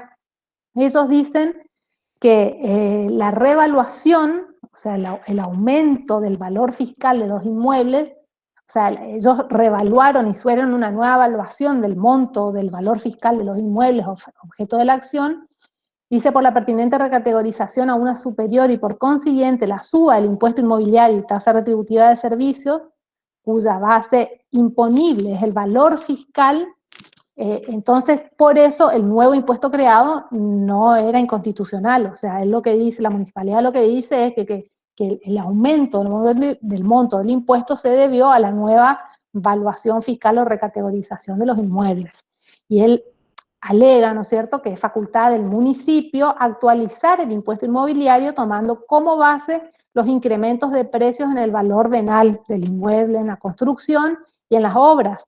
Que eso es entendible, razonable. Yo nomás, o sea, en mi situación particular, yo considero que las evaluaciones fiscales en muchos casos están desactualizadas, pero no era lo que el actor estaba pidiendo. Fabricio Volati como concejal y como representante de los ciudadanos no estaba cuestionando en este caso particular el monto, sino que no se siguió el procedimiento. Entonces acá lo que el juzgado analiza para declarar la inconstitucionalidad de la ordenanza es la violación al principio de legalidad. ¿Sí? Fíjense cómo dicen, son partes específicas de la sentencia, entonces la cuestión se circunscribe a dirimir si en el procedimiento adoptado se han cumplido los requisitos mínimos e indispensables que condicionan su creación. Y ahí, fíjense, y esto está relacionado con lo que veíamos cuando hablábamos de control de constitucionalidad. El control de inconstitucionalidad que se asigna al Poder Judicial impone a los jueces velar por la supremacía del orden jurídico constitucional, examinar leyes o actos que se traen a su decisión comparándolas con el texto de la Constitución, para averiguar si guardan o no conformidad con esta, ¿sí? Dice, el gobierno de la Municipalidad de Resistencia, como todos sabemos, es autónomo e independiente de otro poder, ¿sí? Por lo tanto, el ser autónomo tiene esta potestad de fijar un impuesto, de recaudar sus impuestos, pero el ejercicio de sus facultades de administración y disposición de las rentas y bienes propios, así como las de imposición respecto de personas, bienes o actividades sometidas a su jurisdicción, deben ser ejercidas de conformidad a lo que establece la Constitución Nacional, la Constitución Provincial y la Carta Orgánica. Dice, ahora bien, el ejercicio de ese poder tributario debe ajustarse al principio constitucional de legalidad, entre otros enunciados normativos generales. Este principio ha sido definido por la Corte Interamericana de Derechos Humanos como aquel en el cual la creación de las normas jurídicas de carácter general ha de hacerse de acuerdo con los procedimientos y por los órganos establecidos en la Constitución. O sea que el principio de legalidad no se limita a que la ordenanza o que el tributo se cree por el Poder Legislativo, en este caso municipal, sino que también se sigan los procedimientos que establece la Constitución para ello. ¿Sí? Así se dijo que en una sociedad democrática el principio de legalidad está vinculado inseparablemente al de legitimidad, en virtud del sistema internacional que se encuentra en la base de la propia Convención Americana de Derechos Humanos. Bueno, este principio, dice, es una garantía al derecho de propiedad. Fíjense cómo este fallo va reflejando todo lo que yo les venía diciendo. O sea, en este sentido, ¿por qué se hace tanto hincapié o cuál es el derecho que mayor protección persigue la Constitución cuando consagra estos principios? Y en principio es el derecho de propiedad. ¿Sí? Este principio, el principio de legalidad, es una garantía al derecho de propiedad de los individuos frente a la administración, esencial en una forma republicana y democrática de gobierno, en tanto solo a través de la voluntad popular expresada por sus representantes, los legisladores, al sancionar una ley, se admite que el Estado detraiga una porción del patrimonio de los particulares para cubrir los gastos que le demanda el cumplimiento de sus fines. Fíjense cómo acá está expresado esto del principio de legalidad. Yo no puedo oponerme a pagar un impuesto, pero ojo, ese impuesto cuando se crea debe respetar esos principios constitucionales, la legalidad, la razonabilidad, la equidad, que no sea confiscatorio, la finalidad, etcétera, ¿sí? Por ello, rigiendo toda imposición fiscal, se vuelve exigible la preexistencia de una norma dictada por el Poder Legislativo conforme a los preceptos y recaudos constitucionales, comprendiendo la determinación del hecho imponible, de la base de imposición y de los sujetos obligados al pago. Eso ya lo dijo la Corte Suprema en la sentencia del año 95, dictada en los autos Videoclub Dreams contra el Instituto Nacional de Cinematografía sobre Amparo.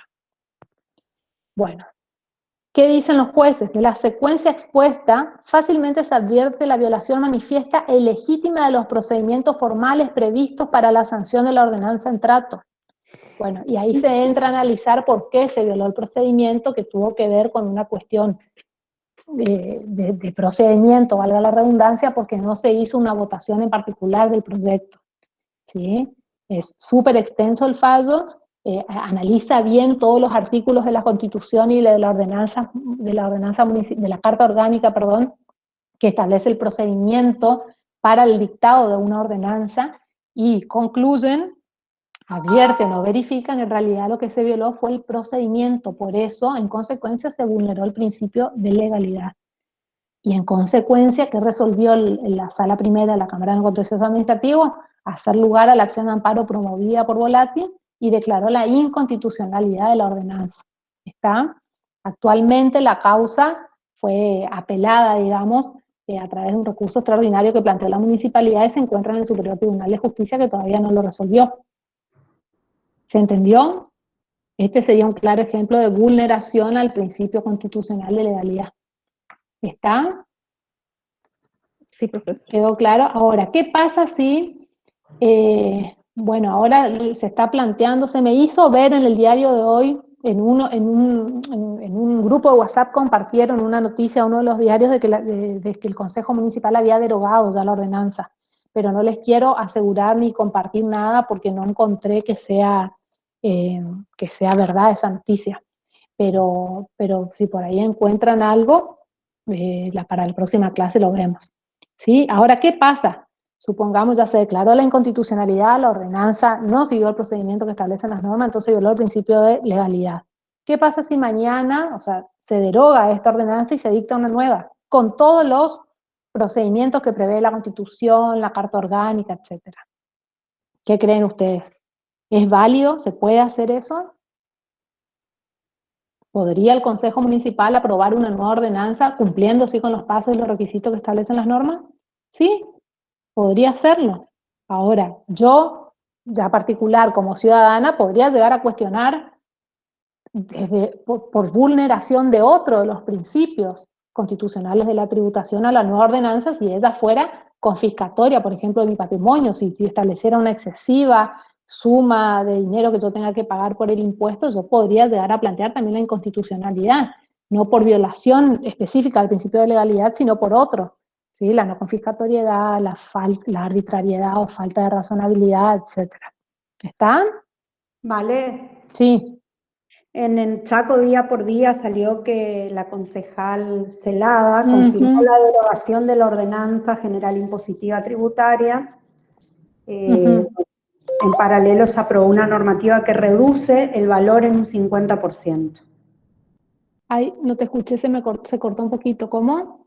Leo bien, la concejal por la UCR, María Teresa Celada, confirmó la derogación de la Ordenanza General Impositiva y Tributaria, aprobada en diciembre pasado, a través de la cual se dispuso de un aumento en los impuestos municipales. En paralelo, se aprobó una normativa que reduce el valor en un 50%. Es decir, aquel vecino que le tocaba pagar 3.000 pesos va a pagar 1.500. Creemos que sigue siendo injusto, bueno, esa sigue la nota, pero sí lo que leíste era así.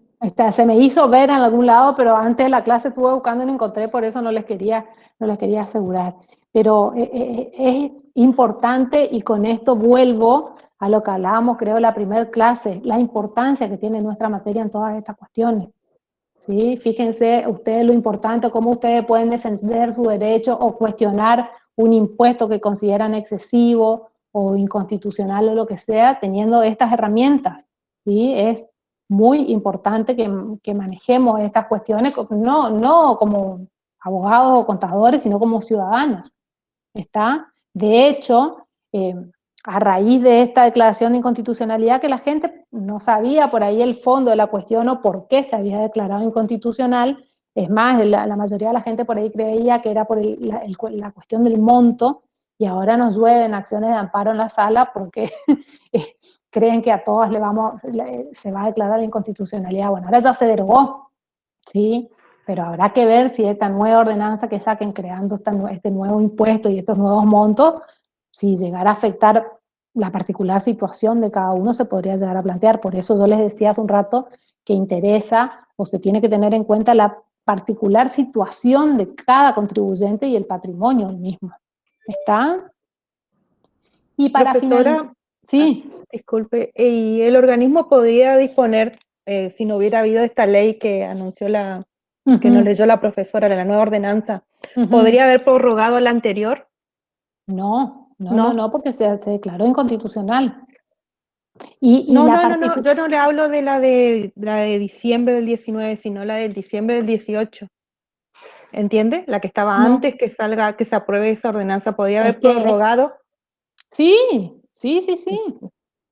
Lo que pasa es que el municipio necesita recaudar y necesita actualizar las valuaciones fiscales de los inmuebles. O sea, ese es el fundamento para cobrar más de impuestos o para actualizar el impuesto.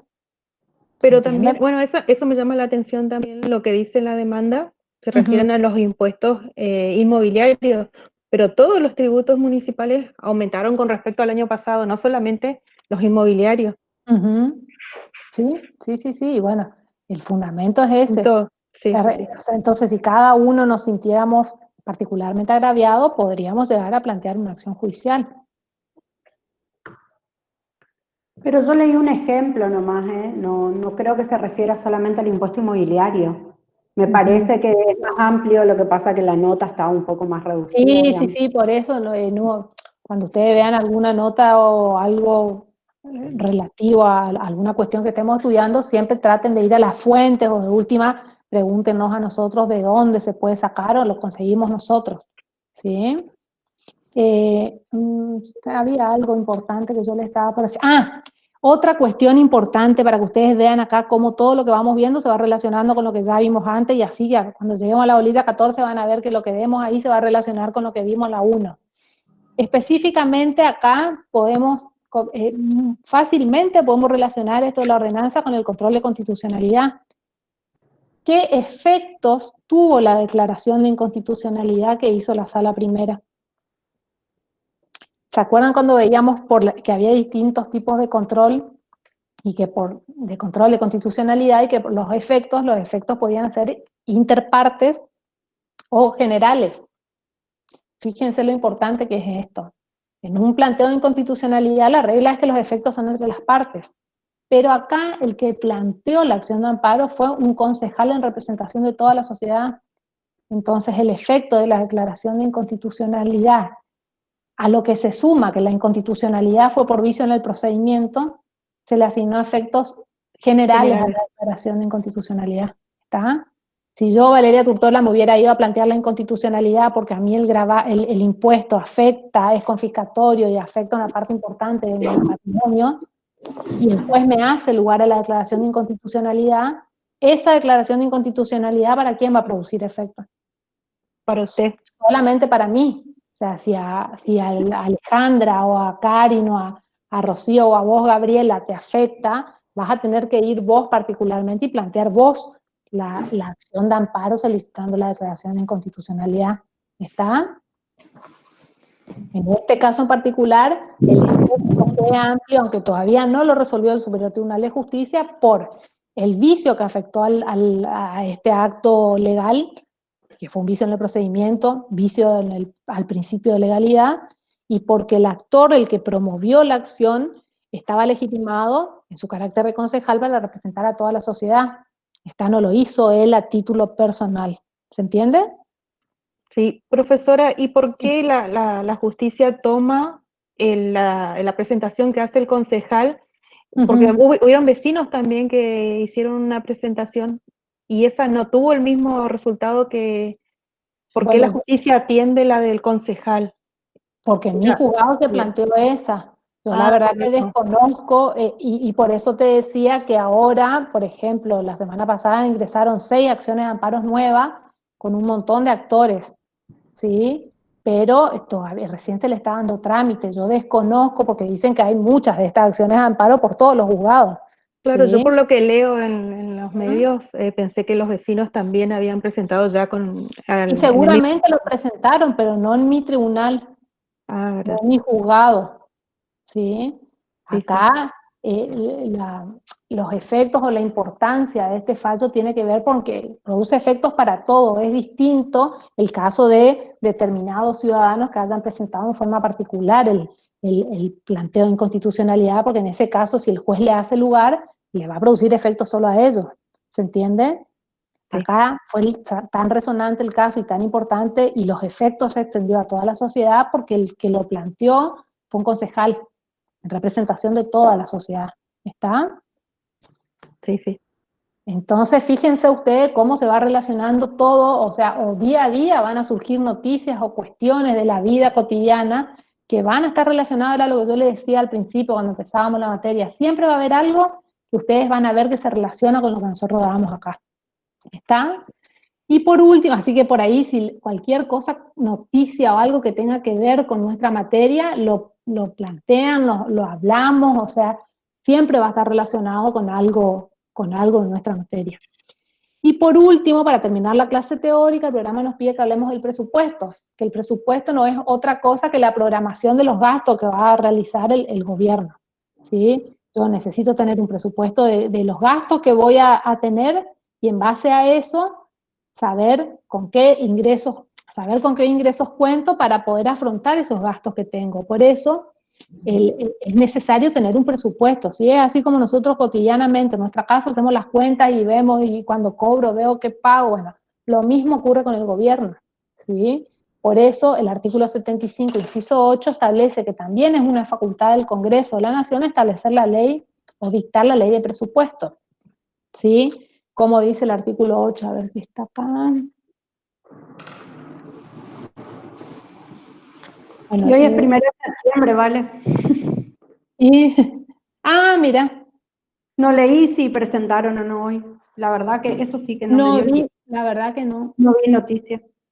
El artículo 75, inciso 8, dice que es facultad del Congreso de la Nación fijar, y lo mismo ocurre a nivel provincial, ¿no es cierto?, y a nivel municipal, que el Poder Ejecutivo tiene que presentar su presupuesto de gastos al Poder Legislativo, y es el Poder Legislativo el que dicta o aprueba ese presupuesto en base al dictado de una ley.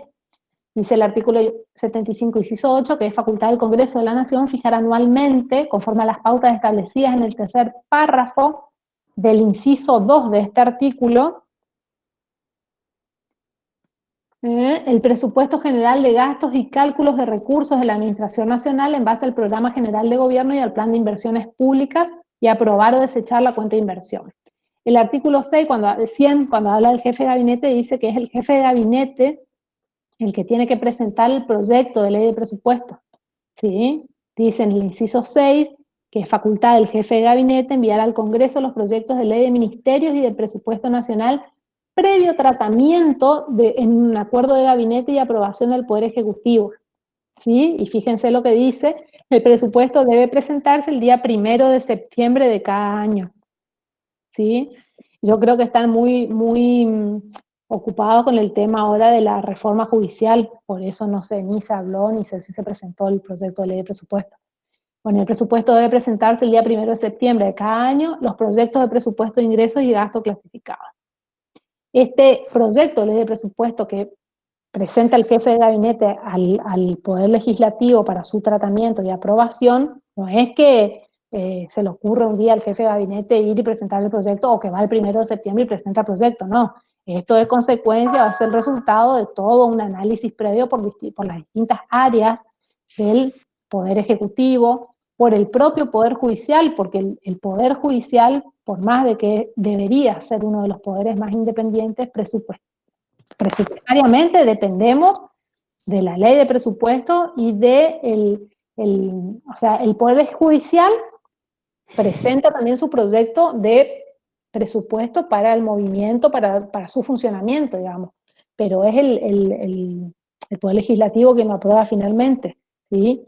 Y esto lo relaciona un poco con el tema de la independencia, porque se quiera o no, el Poder Judicial no es en la práctica tan independiente, porque económicamente siempre dependemos de la asignación de fondos que nos hace el Poder Ejecutivo, que nos hace yo porque yo trabajo en el Poder Judicial. Entonces, de que esta es una de las formas que tiene, ¿se acuerdan que los poderes, los órganos del Estado eran independientes? O deben serlo, pero a su vez son interdependientes y se controlan recíprocamente, ¿sí? Esta es una de las formas que tiene el Poder Legislativo para controlar al Ejecutivo aprobando o no la ley de presupuesto, el proyecto que presente el jefe de gabinete, ¿sí? Acá está el proceso presupuestario, dice el proceso presupuestario se extiende antes de ser convertido en ley hasta después de finalizado el periodo temporal que abarca. La preparación a cargo del Poder Ejecutivo y la presentación a través del jefe de gabinete, la sanción a cargo del Poder Legislativo, la ejecución, o sea, es el Poder Ejecutivo que lo ejecuta, o el Poder Judicial en su caso, y el control administrativo parlamentario. ¿Alguien iba a decir algo? Bueno, acá dice la Filmina que el Poder Ejecutivo es el poder que conoce con mayor precisión las características de las necesidades públicas. O sea, el Poder Judicial también presenta su ley, su proyecto de ley de presupuesto, está porque cada poder o cada órgano conoce con detenimiento y con exactitud cuáles son las necesidades que tiene, cuáles son los gastos que va a afrontar, cuáles son los recursos que va a necesitar para hacer frente a esos gastos, ¿está? ¿Y qué pasa si no se aprueba la ley de presupuesto? Supongamos que el jefe de gabinete presenta el proyecto y el legislativo no aprueba ese proyecto tal como fue planteado. ¿Qué pasa? ¿Cómo? Y dicen que se prorroga el que estaba anteriormente aprobado, el último aprobado, se sigue prorrogando. Así es, la ley de administración financiera es la que regula eso, y en ese caso se sigue rigiendo el funcionamiento del Poder Ejecutivo por la ley de presupuesto anterior. ¿Estamos? Bueno, ahí la Filmina le hace la preguntita a esa. Bueno, chicos, me excedí como siempre en mi clase teórica, pero bueno, creo que agotamos todos los temas y les voy a dejar lugar a las chicas, a las profes del práctico. ¿Quedó claro todo esto que expliqué? Porque yo hablo y por ahí quedó alguna duda con algo. Díganme, porfa. Sí, profe. ¿Quedó claro? ¿Se entendió todo lo que expliqué? Sí, díganme, contéstenme. Sí, profe. Bueno. Este cuadrito, bueno. Está entonces, si les parece, si que les quedó bien claro, los principios constitucionales de la tributación y las clases de gravámenes son materia de exámenes. Así que espero que les haya quedado claro eso. Si tienen alguna duda, lo consultan. Ahora ya tenemos que pasar al práctico, pero si no, ya saben que por cualquier medio, por correo. Yo generalmente contesto los correos, ¿sí? El aula virtual medio que no estoy muy familiarizada, así que eso delego a mis compañeras, pero si me preguntan por correo seguro les contesto. Así que cualquier cosa en lo que yo los pueda ayudar, o después si quieren que les pase el faldo completo de mi sala, me avisan y se los mando. ¿Está? Y bueno, los dejo ahora con mis compañeras. Vale, vos cortás y empezamos de vuelta la grabación. Ay, para sí, que... perdón. Sí, porque si no se va a hacer muy, muy largo. Ya corto. Rosy, ¿te parece que antes de grabar le explique eso a los chicos?